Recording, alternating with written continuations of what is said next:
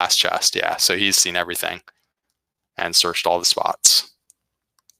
Yeah. Interesting, because I felt like he was behind, but now this might actually pull him ahead if Tilo has some struggles getting through Sharlock for his sword dive. But well, the one thing he hasn't done is the coordinate count, which he's doing right now. Okay, right. Yeah, because the sword could have been there from his perspective, but instead it's the flute. And so, yeah, he's all set now. He just needs to grind and go. Whereas Thilotilo is desperately hoping to get down to him, but he's almost out of MP and he just entered the second zone. So not really ideal when you want to be hedging your bet by not running from too many monsters. You want to be picking up experience here while doing this, but he's kind of forced into running from things like that Star Wyvern. He's going to go for the Axe Knight, of course. It's a hard one to pass up, but he misses. Oh, so gross. Tilo just has not had great luck in this race. Yeah, he's been getting beta luck this race, clearly. I recognize this RNG very well. Man, brutal. Well, about halfway through the second zone, which the zones themselves seem to be pretty tame so far from what I've seen, which is also really good knowledge for Thilotilo if there's going to be a really borderline level where you're going to decide on go time. Then, you would lean toward going for it if you've seen what's in all the zones and it's all the lower tier monsters. Interestingly, Guelph is looking to do a Blue Dragon Spike grind with 99 attack power. I can see the logic in doing a Spike grind, but at the same time, I tend to think in this situation, you're probably better off doing a Hurtmore grind in the top of Sharlock or even in the desert in Hawksness itself. Yeah, the desert in Hawksness is a pretty good zone, actually. Now, he's doing a little more damage than I expected, but yeah, it's going to be 5 and sometimes 6 attacks each time, which means probably 1 heal more in the battle and then 1 after the battle.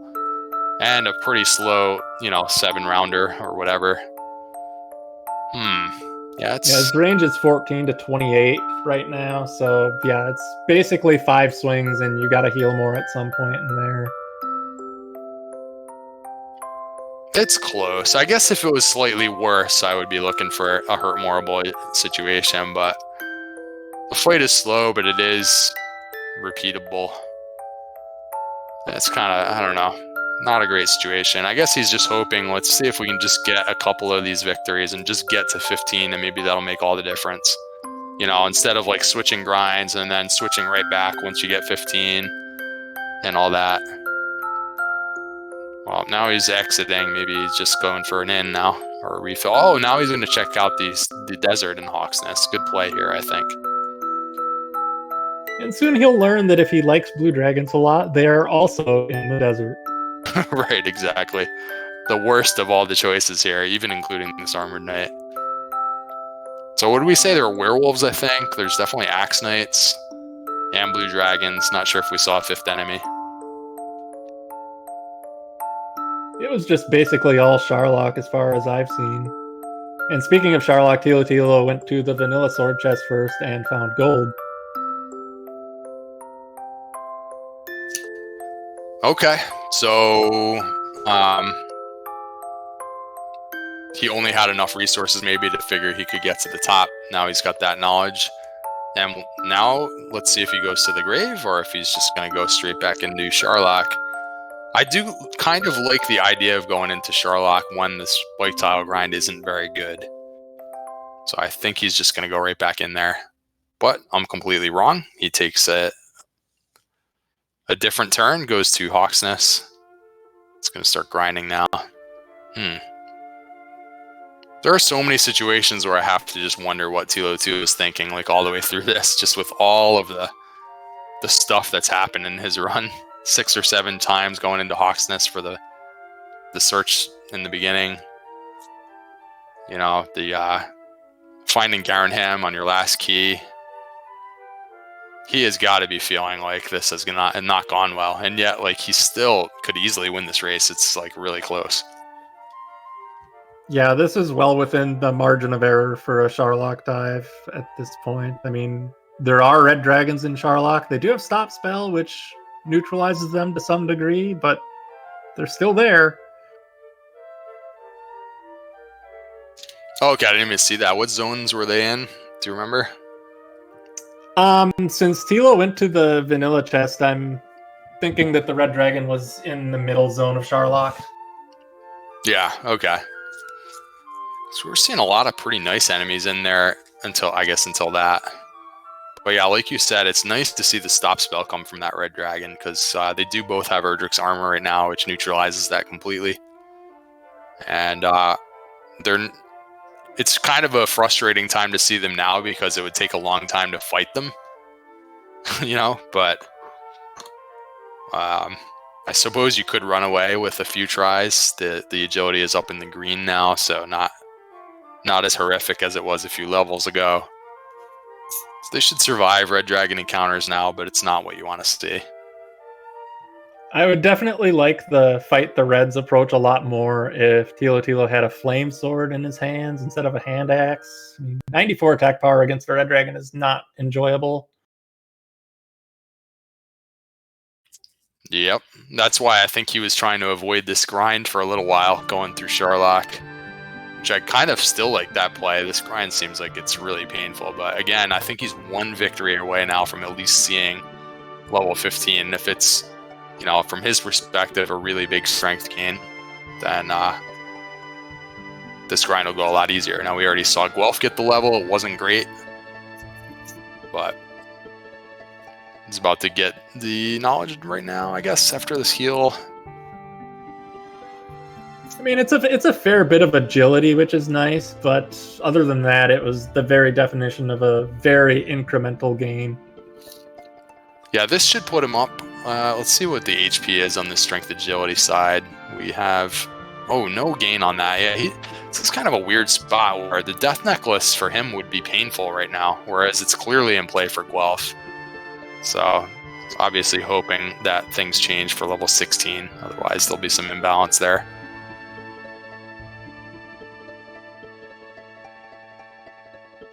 I think in his position, I would have hoped for a big MP gain to just re-enter Charlock and go for sword and kill everything on the way down.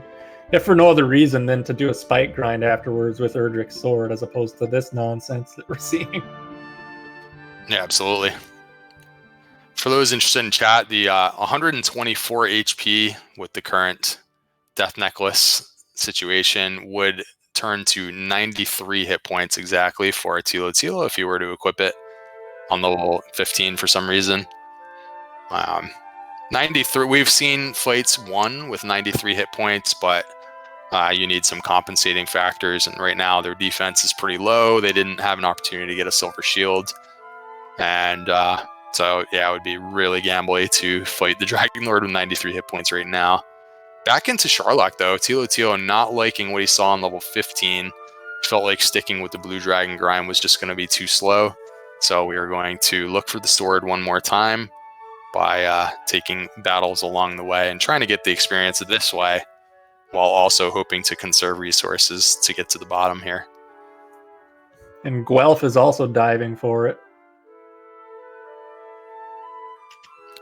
Yep. So Guelph also kind of evaluated that blue dragon grind for like a half a level, saw that it was like 6 shots to kill a blue dragon, and not really loving that situation. Using flute strats right now to probably just to get away from golems. Not sure if he's fighting these. I guess he's fighting. Yeah, they're pretty nerfed with that hurt spell that's been coming out from them. And if you can keep it asleep for a few turns, that could help with your resource management as well.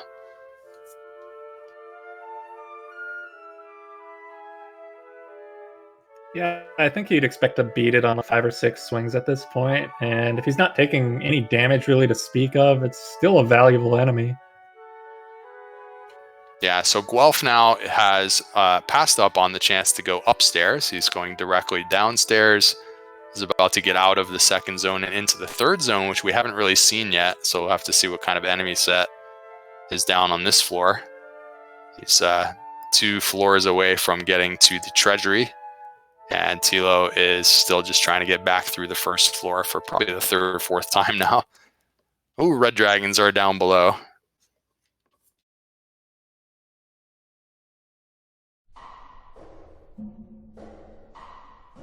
And the stop spell is not one of the things that's been tweaked, so potentially it could have up to 75% chance to cast stop spell. It doesn't look to be the case this time, but it is coming out, pretty often to give a free turn to our runners. And there we go. Yeah, seems about right. Thank you to our tracker. 50% stop spell and no secondary attack. So sometimes when you see the stop spell, you're like, oh man, is it going to breathe on me now? But no, in this case, just the one spell and no follow-up, except for the very large physical attacks that red dragons always have.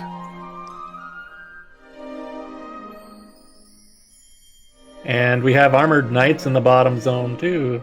So this is the real threat right here. Kind of interesting, actually, as well, is that Guelph, and with all this mess of an endgame that's been happening, he has managed to extend his experience lead up to around 1200. So if there's no, if one runner doesn't get, the homework done per se faster or something, all of a sudden now Guelph is clearly in the lead, where it seemed like Tilo was in command for a long time there just because he had gotten more things done. But all along this end game, Guelph has found a way to pick up more experience. And I think this experience lead is going to turn out to be significant in the end here. Finally, the very last chest in the whole game that we've checked is the Erdrick Sword for Guelph. First to the sword, and probably first to level 16 as well. We'll see in a few moments here if he manages it before the death, which is sometimes significant as well. It's really the only way this could have turned out.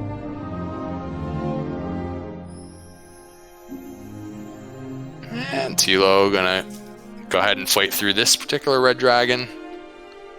Seeing quite a few stop spells. Fortunately for him, he's got more resources to work with, so he's got a pretty good chance. But here comes 16 for Guelph.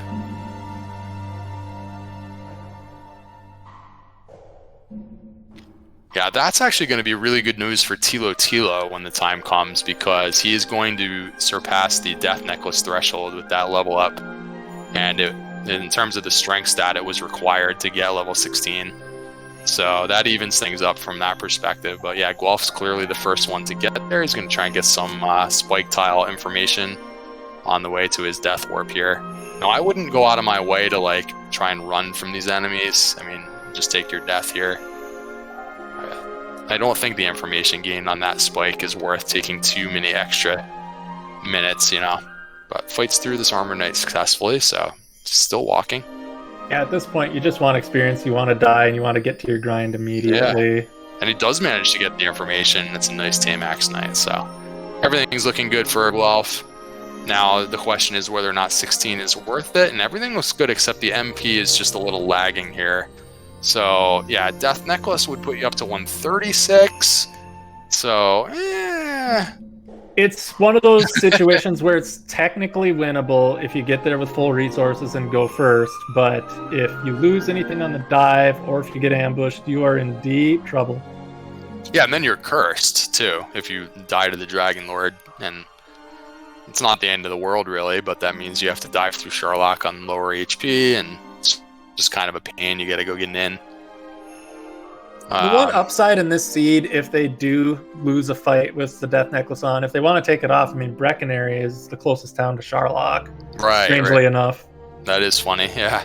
Although at this point, I feel like you can't really take it off. You sort of need the attack power for the Dragon Lord, so yeah, let's see what happens. I kind of feel like Guelph is passing on going for it on 16, and that is going to give Tilo an opportunity to steal this race if he wants to be really aggressive. Now, I gotta be feeling I feel like Thilotilo is going to feel really behind Beta because of just the things that have happened to him, and I would not be surprised if he just straight up goes for it on 16. Now, that doesn't mean he's actually going to win on 16 because the numbers are really kind of gross. Like you said, it's just pretty much a coin flip if you're going to win, and that's if you can get down there. But the point is that Guelph is taking the safer approach by getting the extra level here, and it does give Tilo an opportunity to, to have first attempt at the Dragon Lord fight. Yeah, I could definitely see him going for it. I mean, it's not a great thing to think about as a runner when you know that you're really up against it if you go for it with these stats, but given how the race has gone, it's definitely something that would be on the top of my list of, yeah, I pretty much feel like I'd be forced into doing it. And I wouldn't like it, but I'd do it. I'm surprised Tilo didn't maybe like use an herb before this battle. You really want to get this victory before dying here. And as long as he doesn't get a dodge here, he is going to get him. But that was really close.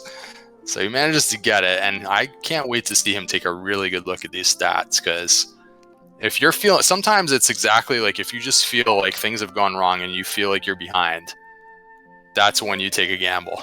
Because what else can you do? You just, otherwise you're just going to lose, right? So let's see what happens when he looks at the stats. Like his agility isn't bad. I mean, I know the meme about agility being just a number and all that, but I mean, agility's not bad. He's got 133 hit points. So this is a really long look at these stats. Oh man, I kind of feel like he's going for it. It really just boils down to whether or not he can get away from the armored knights in the bottom zone, since red dragons are stop spell happy. Oh boy. I mean, this is everything right here. Is he going for it or not? Now, he just burned a repel, but that doesn't burn a heal more. So that could just be, like, he could be going straight in. There's not really a great reason to take an in beforehand, and Charlock's just right up here. Oh, but he's hurt mooring the Armored Knight. Breckonary's right there. I can understand throwing Hurtmoors just to get rid of the Armored Knight, since you could easily get stuck in a run block loop, and it's probably, on average, it might be a little bit faster just to double Hurtmoor. Yeah, he may also need to go buy herbs, too, or something. But nope. Into Hawksness goes Thilotilo, just not liking the stats there. I kind of wish he had gone for it. I think it would have just made this a little more interesting.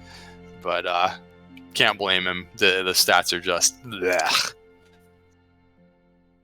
It's very much on the edge, and with full knowledge of Charlock like he has, it's totally defensible not to do it. Yep, so we're just dealing with like a 1,300 point deficit, and everything else now is equal. They both have full gear and access to Charlock. Death Necklace is in their possession. So a 1,200 point lead on a grind like this is somewhere around a 3-minute lead. And so obviously well within the potential for one failed dive or, other sorts of shenanigans, super bad encounter luck or whatever. So it's not over yet, but definitely Guelph is in the driver's seat. It's going to go back and get an in here. I feel like this will all boil down to whether or not, if 17 just gives them like 3 MP or something, so they gain 1 heal more, so it's winnable, but it's still very much a resource management situation, then they could easily lose a dive to an Armored Knight.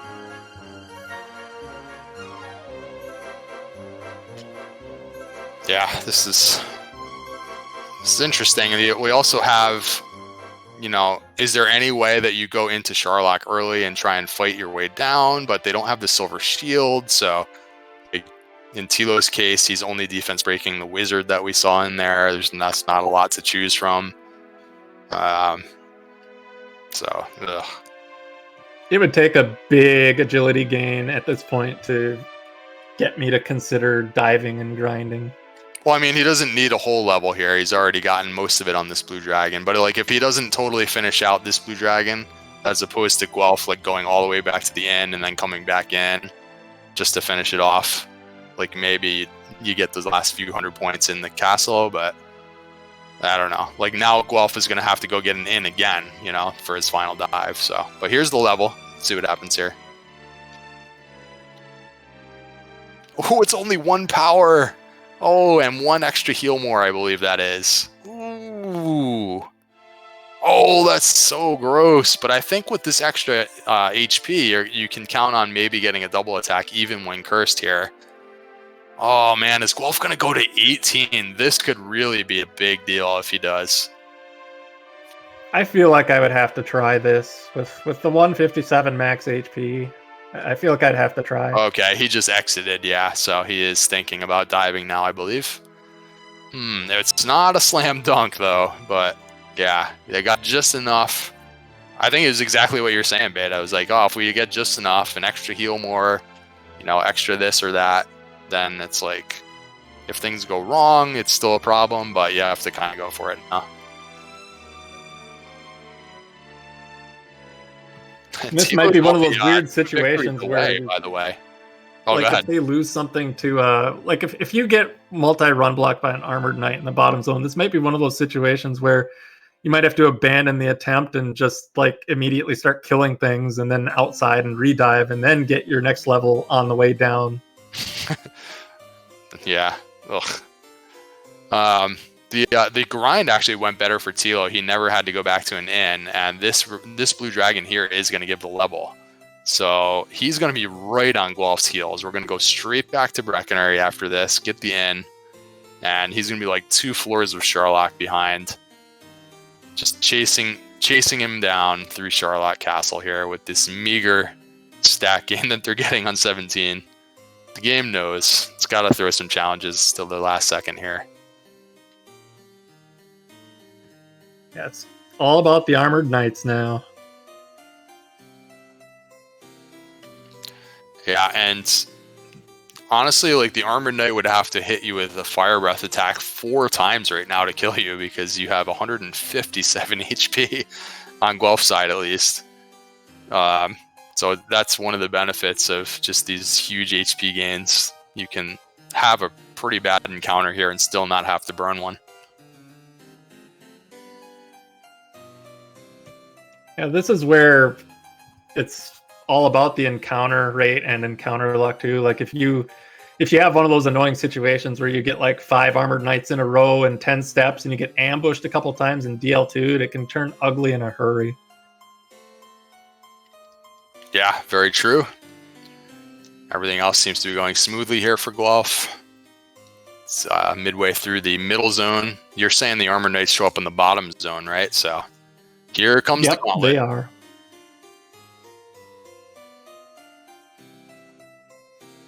And Tilo has healed up and I believe is going back to Sherlock, but wait. We're getting an extra level here for Thilotilo, question mark? This is pretty surprising.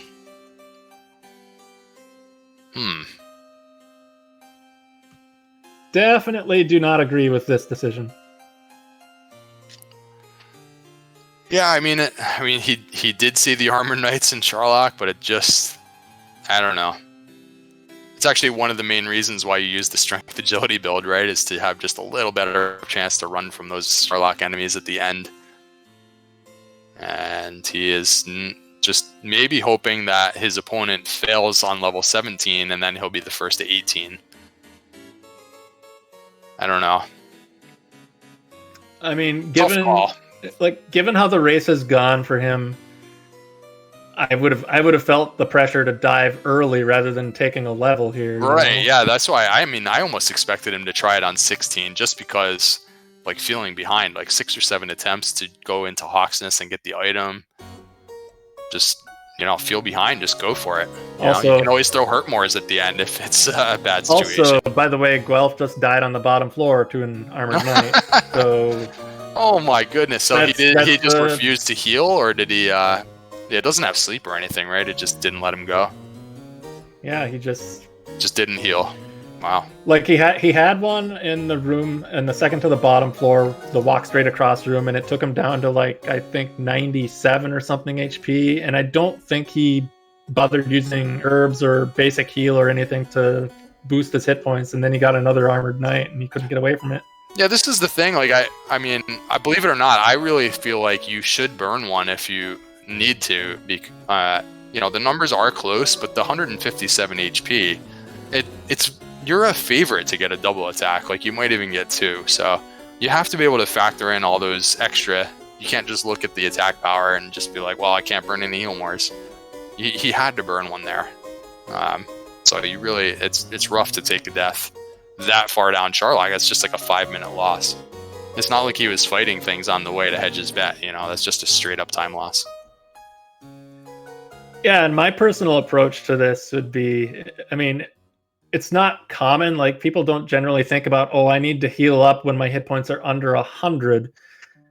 But knowing that there's Armored Knights on the bottom, I feel like it's extremely important when you've seen DL2 Breath from them a lot in this seed, that in between encounters, you need to deploy your herbs and you need to use the extra MP that you have that doesn't cost you a heal more to get your HP up close to the max, so that you're not making the decision of, do I need to burn a heal more here or not? Yeah, totally agree. I think being topped off while running through Sharlock is like an underrated thing. Whenever, like, I don't know, when you see my races, I burn all my herbs. Like, I don't care. I'm just using those herbs. I don't really care if I have them for the Dragon Lord fight. I mean, it's helpful, but it's way more helpful, like you just said, to not have to burn a heal more in a critical time because you just only had half of your HP going into the next fight. Like, sometimes what happens to people is, like, you just survived the Armored Knight fight, but you took a bunch of damage, and then for some reason you just take a step, you know, and then you get another one instantly, like on the very next step, and it's like, wait a minute, I was gonna heal. But no, like, you have to heal before taking any steps. It's just super important. But anyways, yeah, so Guelph, I feel like maybe he should have burned the heal more there, but it's tough in the moment. The numbers are really close, and sometimes you make your mind up ahead of time, like, I'm just not going to burn a heal more. And he paid for it there, but still has another chance to be the first one to fight the Dragon Lord. Because Tilo is going to 18 now. Once Tilo goes to 18, if Guelph fails another time, let's say he fails to the Dragon Lord fight this time, then, you know, Tilo is just way ahead here because level 18 gives a whole 2 power. Tremendous. Absolutely tremendous. I mean, he did get 1 point of agility, and he also gained 15 MP, which is the really important stat of that level. Pretty good HP for him now as well, finally, so he can count on double attacks while cursed as well. I mean, just without a doubt, Tilo has to go for this now. So we can see that he has MP to spare, and he is exiting the town, so clearly attempting a dive on the next opportunity. And here comes some Armored Knights for Guelph. He's getting away from them this time.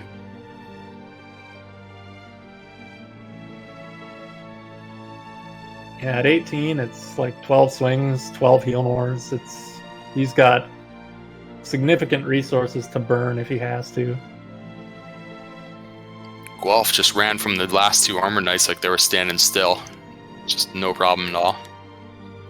And the Wizard has DL2 and didn't let him get away and took him down to 95. Now, this is where, if I'm in his place, I would definitely be healing. Yeah, I think the idea of heal walking is overused here, because here's another example. So now he just took a risk there. Like, he could have gotten blocked and sent home by that Wizard right there. And it's happening now, but it just didn't breathe on him. Like, that's just super lucky. There you go. He's finally burning one, and now that makes the fight for the Dragon Lord interesting. Another Wizard. That's brutal. If he was Thilotilo, he could actually be repelling these Wizards on the Strength Agility build, but Strength HP, only 79 defense, cannot repel the Wizard. Pretty unlucky there at the end. I don't even think we saw Wizards outside of Sharlock in this seed either, so it's one Oh my gosh, he throws a Hurt More at the Axe Knight and it misses. Wow. Just absolute brutality now. So he's going to have to burn a bunch of herbs just to get ready for the DL1 phase. This is not over yet, folks. Oh boy. 120. We're going to have 137 attack power after the necklace and 9 heal mores. And here comes an Armor Knight. Oh man. He is steps away, and Thilotilo is quickly moving through the castle.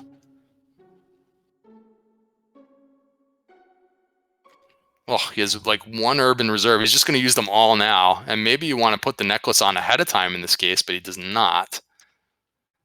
And here we go. Let's see how DL1 treats him. If he gets knocked somehow down below 97 here, it's going to be dicey on the next phase. There is a Hurt More, and he has no way to heal from that right now. No herbs and no extra heal spells. And there is a big physical. And he can't get the 3-shot, but he gets a stop spell after the 3-shot. Huge from Guelph. And now are we getting back attacked? Maybe a 30% chance. He does get back attacked, but not enough to cost him an attack here. Oh, so manages to barely get the first attack in. This is actually pretty close now for the rest of the fight, guys. Let's see what happens.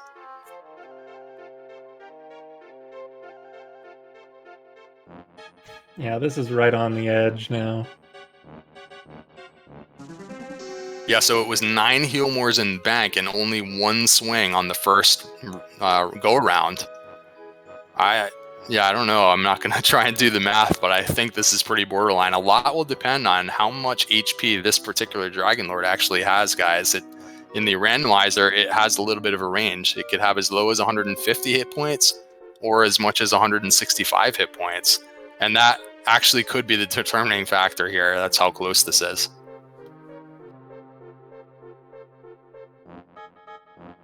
Don't look now, but bottom floor already for Thilotilo with all sorts of resources. So this is Guelph's only shot, presumably, to win the race. And he knows he's behind and he's throwing Hurtmores. Oh, no. The Hurtmore misses. I'm not sure if he was actually that far behind. I'm going to have to go back in time and rewatch that and see how much damage he did there. Yeah, I think he had 3 Healmores remaining, but if he was rolling low, then he knows you might not even get to 150, which is the bare minimum for DL2 there. Oof. That last little bit, Beta, like you said, with those wizards and like not healing after the wizard battle. Oh, just pretty costly right at the end with the resource management. Tilo, by the way, has burned some resources as well now. Having some trouble with this Armored Knight. Is down. Oh, I guess he's only down 1 Healmore. He's in much better shape because entering the dive, he had basically 2 Healmores to burn, and he'd still be a favorite. Yeah, and he's got a handful of herbs to use on DL1 if he wants to make extra sure to get the 2 attacks on the opening round. I guess he's down to 2 herbs now, but yeah, so I expect him to go ahead and use the Death Necklace and then try and get through this fight with triple-digit HP. Let's see if he's successful here. Restocking herbs as Guelph has to feel pretty bad about that whole situation at the very end of that dive. Pretty brutal. The stakes are pretty high here for everyone just joining. This is a 2-2 race in a 5-round Swiss event where it takes a 3-2 record to automatically qualify into the elimination bracket of the tournament, and at 2-3 there's a lot of work to be done in order to further advance into the tournament. So it's a pretty big deal who wins this race for these runners. Guelph just had a shot and just wasn't quite there with the lock on the Dragon Lord fight. Tilo had to open with a Healmore due to a back attack. Yeah, that doesn't sound great. So, but now choosing to heal on 47 to me means he still feels fairly confident in the damage rolls that he's been getting. I think the 12 is kind of on the low side there, but not devastating. You certainly don't want to see like any 9s if you're Thilotilo. There's an 18, excellent roll. So yeah, if he was healing on 47, he must feel like he's in the driver's seat here. Yeah, I think he's done 58 on 4 swings, so he's doing fine. All right, and 5 Healmores in the bank means that he has basically about 7 more attacks to work with. So attacking and healing, and hoping at some point along the way that he'll get a double attack with that 116 max HP. And there it is. Double attack, swings at 49. Technically risky. You could maybe die there about 2% of the time. But survives, gets a good Healmore, and we have an extra attack squeezed into this fight. Things are looking pretty good for Thilotilo. Guelph is actually grinding to 18 after the dive that he just had. Can't blame him there.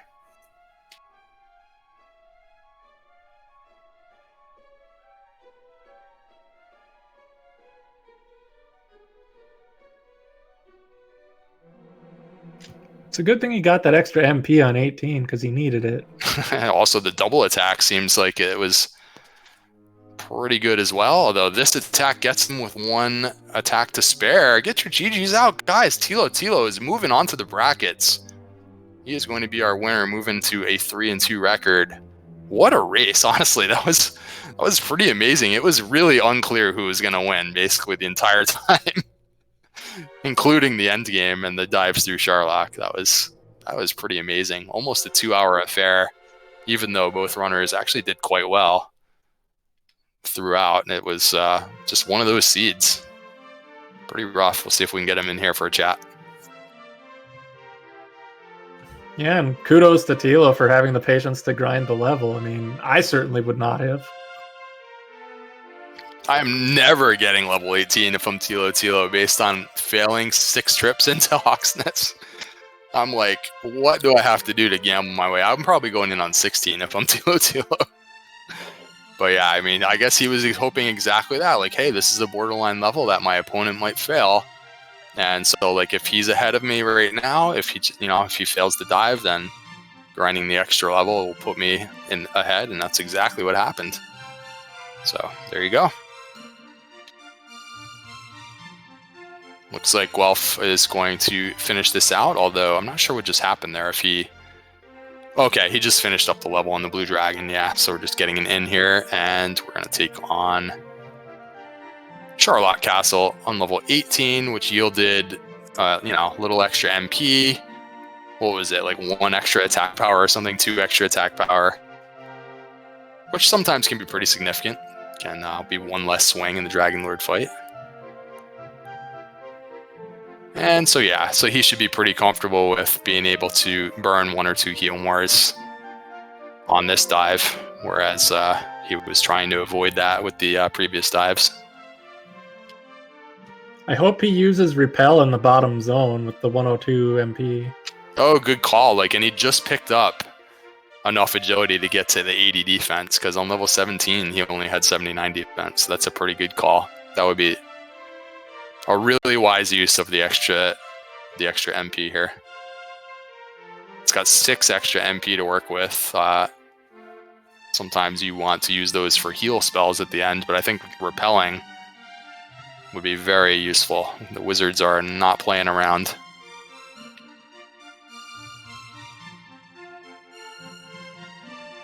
Hooray! Looks like we have Thilotilo joining us, our winner. As soon as he gets unmuted in Discord, we are going to have a nice chat. Congratulations on your victory. How'd it feel?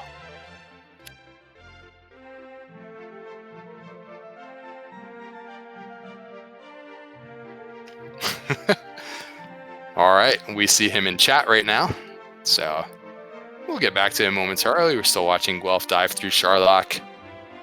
Unable to run from enemies. It's super frustrating when you do have 80 agility. I mean, that's enough so that you should be running most of the time. But fortunately, most of the zones here were actually not too bad until you get to the bottom. So he's making his way down pretty easily.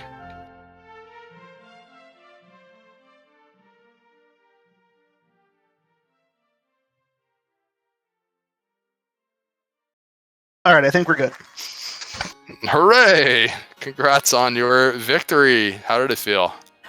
I'm stunned that I won that after about the 10th or 11th time a surprise attack a fire breath by an armor knight sent me home. I was like, there is no possible way that I'm going to pull this off. It was so hard to find a zone because every time there was something good, there was an armor knight there to say, nah, you don't want to grind this zone. No, so this is the question that Betastrep and I were pondering. So we kind of suspected that you felt like you were way behind because of the things that happened, including having a lot of attempts in Hawksness before finally getting that done, and getting to Garenham and not having an extra key to use, all that kind of stuff. And we were thinking like, well, if you feel like you're behind, why aren't you going in on like level 16 and just like going for it, But instead you took like extra levels, being patient, you're grinding all the way up to 18 on the Blue Dragon. So tell us about that decision. Even though you were feeling super behind, like you said.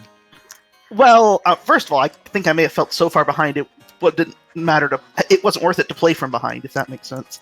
But second, my only chance was that he had as terrible of luck as I did. But beyond that, I mean, when I went down, originally it was simply to get, I was going down to get the sword. I was intent on going down and making sure I expended all of my resources in the process. I didn't want to have a dive that didn't produce a lot of experience. And I was able to get that. Everything was pretty nice except for the Stonemen, and that's where I found the beautiful stop spell Red Dragons. So I was able to keep the grind going, or keep things going all right there. My whole thought behind getting the sword was that I had a blue dragon grind, and with how strong we were, I could double my speed of going through those blue dragons, really, with the Erdrick sword over the broadsword. And so if I needed to gain a few levels, then I should do that. Well, so then, when you get there and you're like, okay, there's a borderline level, I already know I've got these armored knights sitting here at the bottom of Charlock that I may need to lose another heal more to. And I banked on the fact that having the sword for this grind would help me out. So let's take advantage of both of those and just push it to another level. Wow, okay. Yeah, good point. I suppose in theory, like if you hadn't gone and gotten the sword yet, then it would have been a different story. But the sword was certainly helpful. Anytime you have a spike tile where you have to use attacks instead of hurt mores, then yeah, it's really nice to have the sword. So we understood the idea behind the sword dive in the first place. So, and now you've explained getting the extra level. So that's a good call. Well, the other part of that is that I never did dive the bottom of grave. I thought about it when I was everywhere I went, I was getting blocked, and I went to the grave and said, okay, let's try this out. But then I realized, okay, I don't have outside, and diving the bottom of grave, and who knows what's there. And of course, death warping is not a positive thing in any way, shape, or form in this seed. So it would be faster still to crawl back out. And I was like, it's just not worth it. And then at the end, I was like, okay, do I want to bank on 7 chests in Charlock, or go ahead and take my time to go through who knows what zones at the bottom of the grave that could have meaningless monsters and a waste of time? At least I know with Charlock, if I'm diving, there are plenty of juicy targets for me to work with and experience to be gained, so I decided to go on that. But that's another reason I wanted to go early, because I didn't want to bank on this being the level if Erdrick Sword is in Charlock without knowing that Erdrick Sword is in Charlock. Yeah, and I suppose that also explains the first trip to go get the judges table out of the way as well, just to not have that hanging out.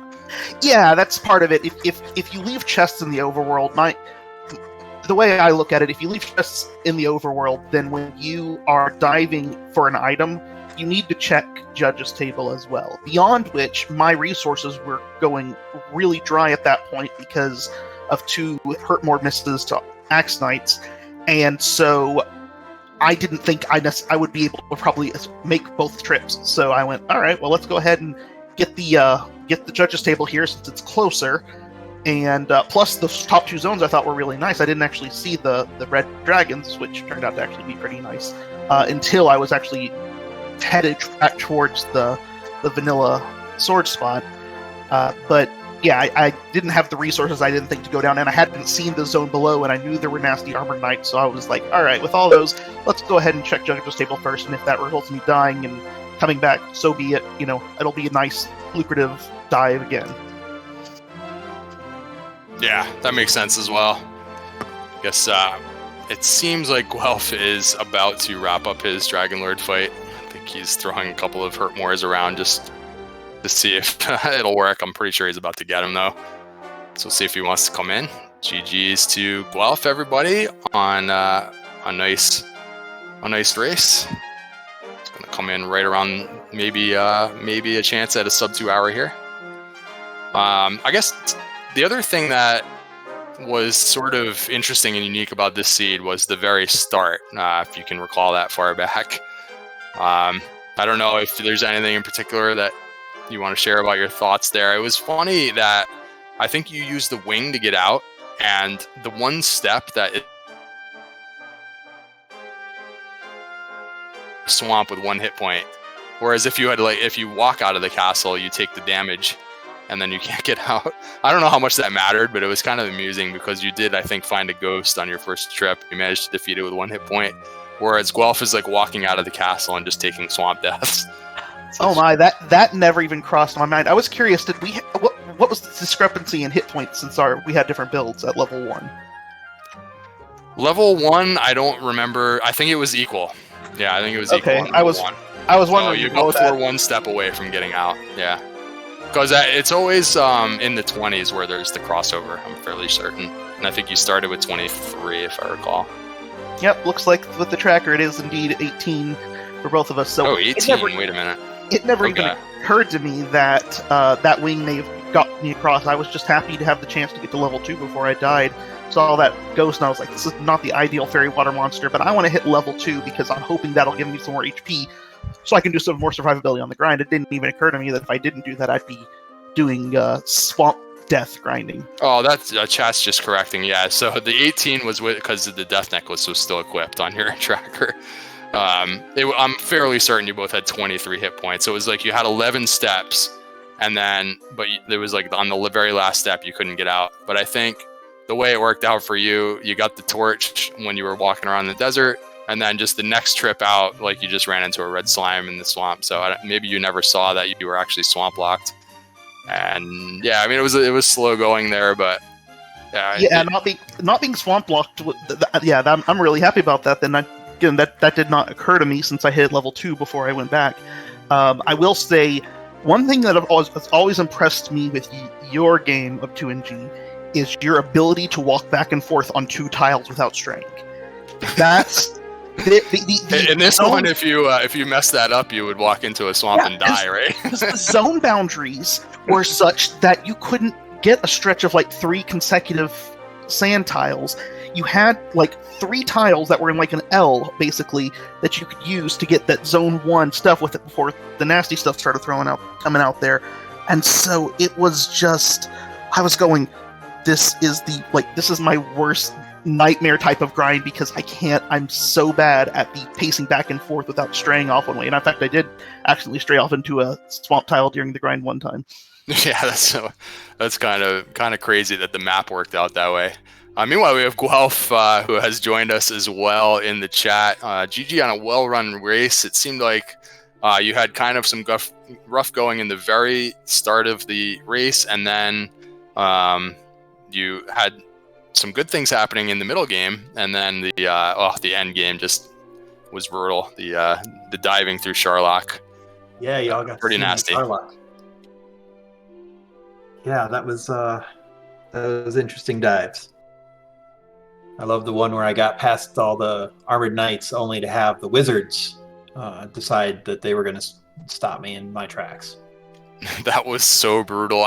I'm not even sure that we, on our end, even ever noticed that the wizards had the DL2 breath. Had you come across that yet? Before Sharlock? Not until the very end. I guess I lucked through my one wizard, because I think it took me 3 swings to get him down, so I guess I was lucky there. That's just crazy. Yeah, and I knew that it was such a borderline dive at 17 that the reason I didn't throw the heal more on the first one, I knew I needed all the heal mores. So yeah, I was questioning that at the time. If I had used one on the armored knight, the dive was dead anyway.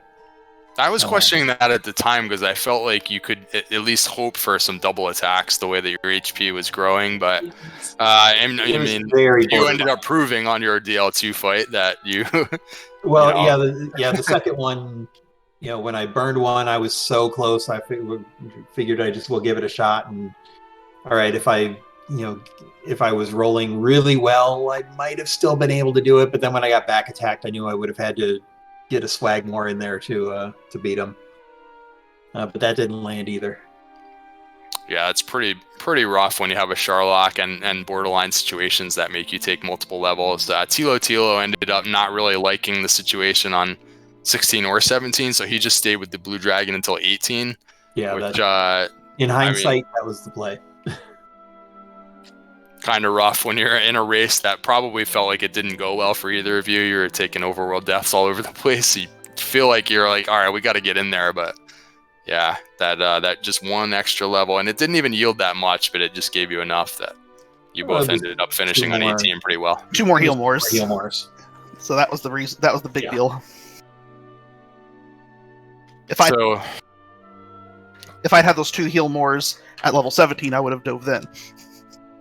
And you couldn't even dive at 16 and a half or 17 and a half because magic was what you were missing, and you had to go back to town to regain that anyway. Yeah, and at least on your end, Guelph, you weren't even defense breaking anything. So it's like you're not picking off easy enemies along the way. There's no silver shield available in the scene, but there's no gold grind. Red dragons were easy. That was the pleasant surprise. They were like 50% stop spell, and by the end we were taking them down in 3 swings most of the time. So they were practically free. And golems were pretty easy too because they were spamming hurt. Well, it's a really nice race. I hope you guys watch it back. Well, I hope that you have the play-in race marked on your schedule, because that is how you're going to make it in. I don't, unless there's a equipment failure at the curling club that night. I'm not going to make the play-in race because I will be on the ice at that time. Oh no! Yeah, I think that's happened to a few people. The scheduling conflict problem. That's one of the downsides of these huge multiplayer races for qualification. It's fine. Well, if you don't end up joining in on that, then you've had a great tournament. I think you had some really good races that I saw earlier. So yeah, it was fun as always.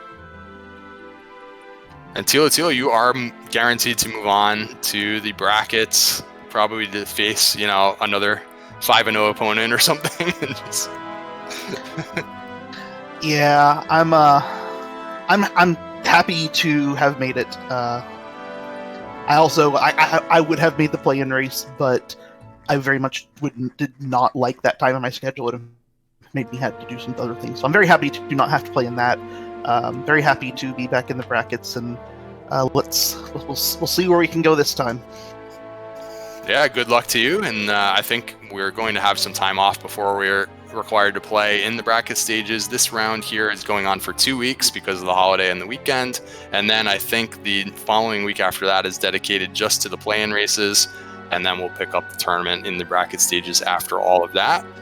We have a schedule upcoming here on our screen for all you guys. There is another couple of races happening probably right now, unless they finished up even before us, because this was kind of a long one. Not sure how those are going, but can check those out on those other channels if they're still going on.